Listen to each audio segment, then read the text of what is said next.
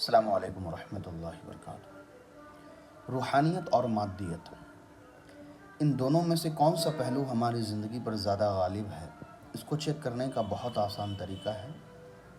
فرض کریں کہ ہم نے کوئی گاڑی خریدی یا کوئی قیمتی سامان خریدا اور اس کا کچھ نقصان ہو گیا، اس میں کوئی اسکریچ لگ گیا، تو ہمیں بہت زیادہ تکلیف ہوتی ہے، افسوس ہوتا ہے، ہم پریشان ہو جاتے ہیں۔ کیا وہی پریشانی، وہی تکلیف، وہی افسوس ہم سے جب کوئی نماز چھوٹتی ہے یا کوئی گناہ ہوتا ہے یا ہم کوئی فرض چیزوں کو چھوڑ دیتے ہیں، تو کیا وہی تکلیف، وہی افسوس ہمیں ہوتا ہے، اسی درجے کا، اسی لیول کا؟